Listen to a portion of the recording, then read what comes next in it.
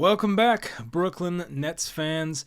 The Nets played their final home game of the season tonight at Barclays. They get a victory 106-102 over the Toronto Raptors, who, yes, are probably the worst team in the NBA right now, but I'll take what I can get. There were a lot of positives from this game, mainly from our big guys, and even Daron Sharp had a pretty good game from what I saw. But Nick Claxton, Noah Clowney, even Dennis Schroeder played hell of a fourth quarter. So a lot of good in this game. And the Nets right now there's 2 games left, and they're 2 losses away from 50 losses on the year, a number you would like to avoid. So they just have to be one of the Knicks or the Sixers to close out the year and stay at 49 losses and not 50. So anyway, hope you guys enjoy the video. Leave a like, of course, and let's get into it. So it was a tight game throughout, and the Raptors actually had a 9-point lead at one point. The Nets' largest lead was 4. That's what the score ended as. So for most of this game, the Raptors were either ahead or they were just a couple points behind, but the Nets closed it out nicely, outscoring the Raptors 29-22 in the fourth quarter. And I think I like to go in order. I like to keep a tight ship around here. Actually, no, I just can do the same thing anyway. But I was going to start with Noah Clowney, but Noah Clowney's the first guy up anyway, so that worked out perfectly. Noah Clowney played 38 minutes, which might be a career high. I feel confident saying it probably is. I will go back and fact check that real quickly. Yes, it is. It's actually 39 minutes. I guess my game log or whatever did an update, or my box score, I should say. But yeah, 39 minutes, a career high. Last time it was 35 versus the Kings on Sunday. But a tremendous game here from Noah Clowney. The main statistic you have to look at is 7 blocks. Now, one of those blocks, he threw a turn. Actually, he didn't throw a turnover. He had the ball stolen from him, and he had to chase down and get another block at the end. So that was kind of on him, but he made up for it. But 7 blocks, a ridiculous game from a rim protecting standpoint. Had some nice finishes around the rim. But Claxton and Noah Clowney together, this works. And Claxton himself had 5 blocks, was very close to 6. They called his last one a goaltend.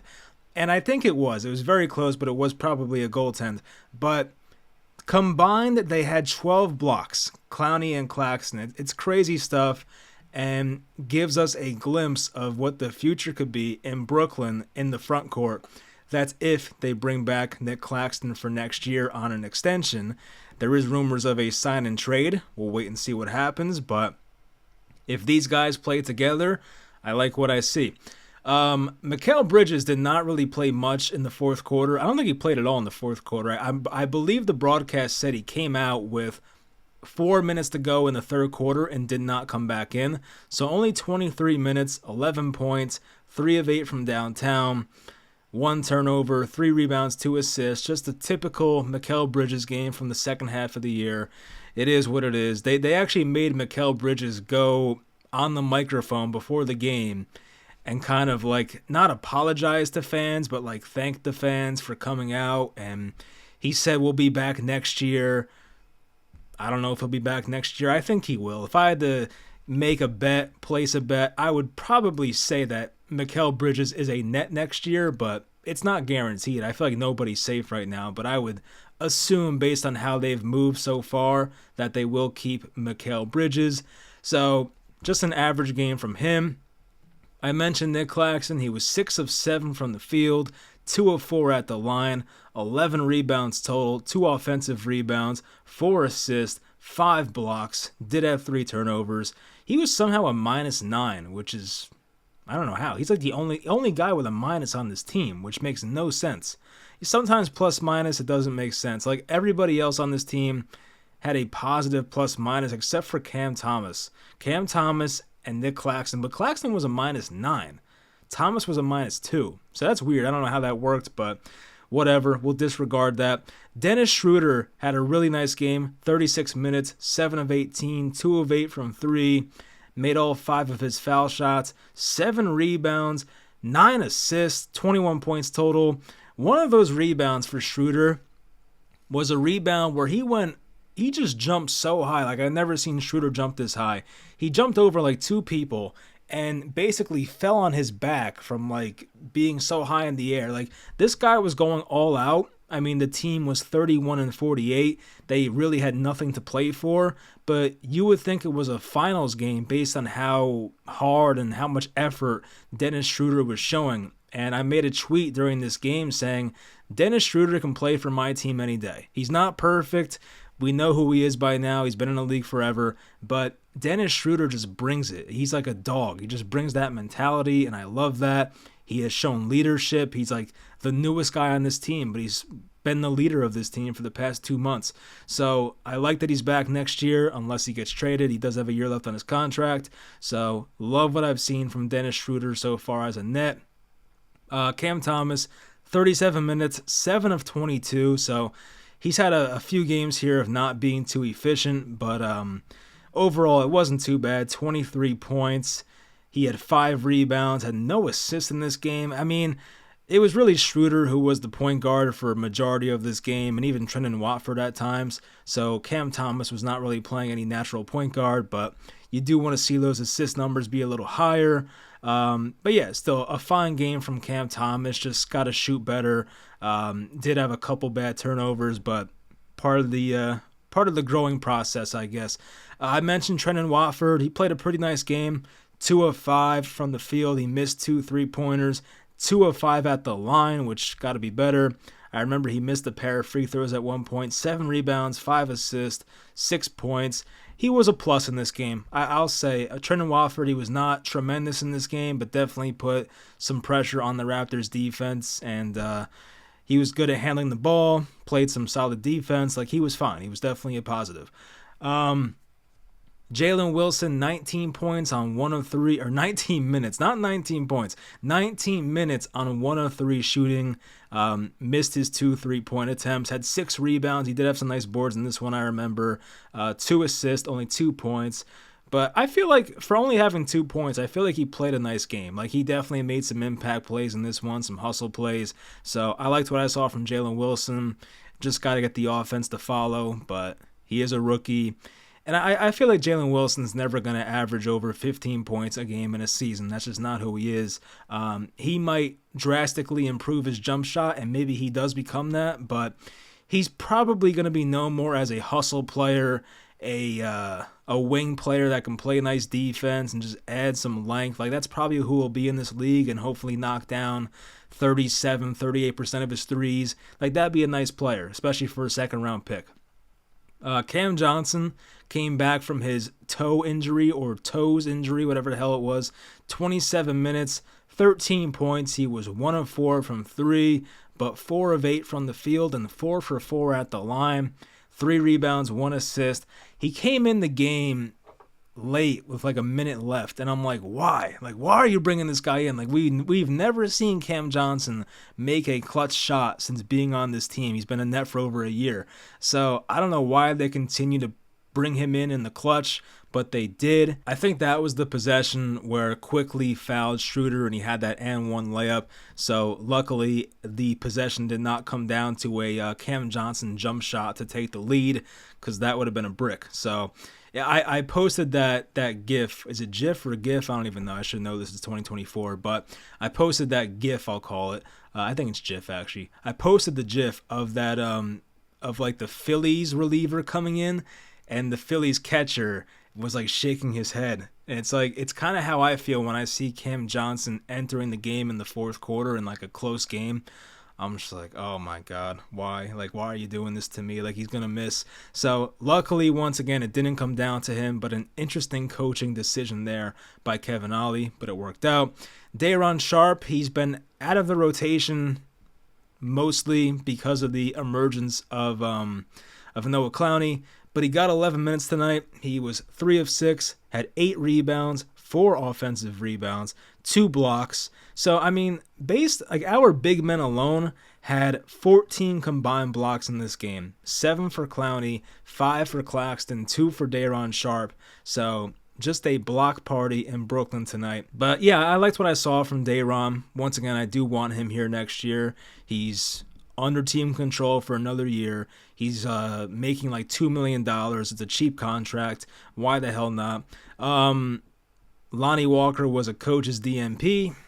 Just is what it is. I mean, I feel bad for the guy, but Keon Johnson and what's this guy's name? Gilliard, the other guy they brought up from the G League recently. They just got him from, I think they got him from Memphis, I'm pretty sure. We saw him play in that one game, but nothing special. So, yeah, I mean, look, I'll take the win. It's, once again, against a team that's not very good, but to see the growth of Noah Clowney in these past couple weeks and see how Nick Claxton has played next to him, it's given me some hope that if we do pay Nick Claxton $20+ million per year, that maybe the contract won't be as bad as we think. Because if Noah Clowney is playing next to him and starting, and our defense, whether it's the rim protection or just the switchability for those two big men, which we know Claxton is elite at that. Clowney, I would say, is pretty good for his size. Two guys that can switch onto guards and do a fine job. If you have that as your front court, as your 4 and your 5, I mean, you're doing pretty well. And Noah Clowney is still not anywhere near his ceiling, which is scary. So hopefully he continues to grow and gets even better next year. And I do think if Clowney and Claxton play together, it can work. So hopefully that's how it goes next year. I mean, speaking of next year, like, of course, every Nets podcast turns into a big picture type discussion, which why not? But I'm trying to think who is like a lock to be on this team next year. I said it before. I don't think anybody is. But if I had to guess, I'm going to say Clowney's back. I'm going to say Mikal Bridges is back. I'm going to say Claxton is back. I'm going to say Schroeder's back. Jalen Wilson's back. I'll say Day'Ron Sharpe is back. But guys like Dorian Finney-Smith, Cam Thomas, unfortunately, I would bring him back, but I don't know what they're going to do. Even Cam Johnson, to a degree, I'm not exactly sure what they'll do with him. There might be some trade value there. I don't know. Ben Simmons, we don't know. Lonnie Walker could be gone. Watford could be gone. I'd bring him back too. But there's only a few guys that are like, you know, I think have a good chance of being back. Like, I would say guys that I feel that are like, I'm about 70% sure or more that they'll be back is probably Clowney, Bridges, Claxton, Schroeder, Jalen Wilson, and Day'Ron Sharpe. Aside from those 5 or 6 guys I just listed, I don't think anybody else is like that safe. And once again, I do hope Cam Thomas is back, but just based on this team's actions and how they've treated him so far in his young career, I feel like it's not a guarantee. So we're going to have to wait and see about that one. No playoffs this year. It sucks. I mean, part of me is happy it's over. It's been a miserable season, but part of me, of course, is sad because, you know, we've been in the playoffs now for like 5 or 6 straight years. I guess the good news is we can't get swept, so that's one thing. I think the Nets have been swept 1, 2, 3. Is it 4 times in the past 5 years? Is that many times? Either 3 or 4. I forget now. There was the bubble. They lost in 5 and 19. It was the bubble they got swept. Whether you want to count that or not, they did. 21, they went to 7 games. 22, they got swept. 23, I think it's 3 times in the past 5 years, but still, pretty rough. But yeah, 2 games left. Friday at the Knicks. I would like to win that game. It'd be nice. I mean, there is no incentive to lose. Our pick belongs to Houston, sadly. So, to beat the Knicks and potentially knock them out of a better spot for the playoff standings, that'd be pretty cool. But I'm not expecting to win that. And then they're at the Sixers on Sunday. I want to see what the standings are right now because the Sixers may or may not have something to play for. I know Miami lost tonight to the Mavericks, so Miami dropped. I think Miami will be a full game back now of the Sixers. I don't know if this is updated or not, but there's a chance the Sixers may not have anything to play for on Sunday, so that is a wait and see. So if they bench everybody, maybe the Nets get themselves another win. If not, they'll end the season at 32-50. So pretty damn sad, but it is what it is. But definitely a big off season. I might react to the Knicks game on Friday. Depends what I'm doing. And I guess it depends if they win. I feel like if we get blown out by the Knicks, I probably won't want to talk about it. So we'll see what happens there. But if not, I'll talk to you guys on Sunday after that Sixers game, a 1 o'clock game. I feel like everybody plays at 1 o'clock on Sunday because they want to like make sure all the games are at the same time. Like, I'm not exactly sure. Like, I want to look that up before making that up completely, but that would make sense. I feel like they do this in the NFL where like they play every week 18 game at the same exact time just so we know like what's going on here. There are 3:30 games. It's either 1 o'clock or 3:30. There's no like 8 o'clock games, 4 o'clock games. Teams either play at 1 or 3:30. So there's that. But it seems like most of the 3:30s are West Coast teams only. I mean, the Pistons are there too. I don't know. They don't matter. So yeah, most of the Eastern Conference plays at 1 o'clock. We'll find out Sunday where everybody ends up in the standings. We know we'll be the 11 seed. So I'm just hoping that our pick that belongs to Houston does not turn into like a top 5 pick. God forbid. I feel like right now we have, I want to see what exactly we are because right now we have the 9th worst record in the NBA. If our pick lands at 9 where it's supposed to, I mean, it would suck. You don't want to give up a top 10 pick ever, but it's better than top 5. It's just a crappy situation. And once again, if you can trade Mikal Bridges to get your picks back from Houston, I think you have to strongly consider that. I just feel like this team is not going anywhere with Bridges as a top 2 option. If they can somehow get 2 guys better than Bridges on this team, then maybe it'll work. But ultimately, I would love to have our picks back. It just sucks that our picks belong to Houston until 2028 for a guy who played 1.5 seasons as a Net. It's just sad. So anyway, it is what it is. Congrats to Houston, but 9th worst record in the NBA right now. I think it can't get any worse. I'm pretty sure the Nets are stuck at 9. So ultimately, it doesn't matter whether the Nets win or lose the rest of the year because right now they are 2.5 games out from Utah for having the 8th worst record. And the gap between us and Atlanta is 4 games right now, which obviously there's 2 games left, so that's not happening either. So I think right now the Nets have clinched the 9th worst record in the NBA. It just comes down to the lottery and what happens. I just hope it's not that high of a pick. I'd be pretty mad about that, so we'll see what happens in the summer. Anyway, hope you all enjoyed. I'll probably talk to you guys Sunday night, if not sometime during next week. Thanks for sticking around this season. It's been tough. Hopefully brighter days are ahead, and I'll talk to you guys next time.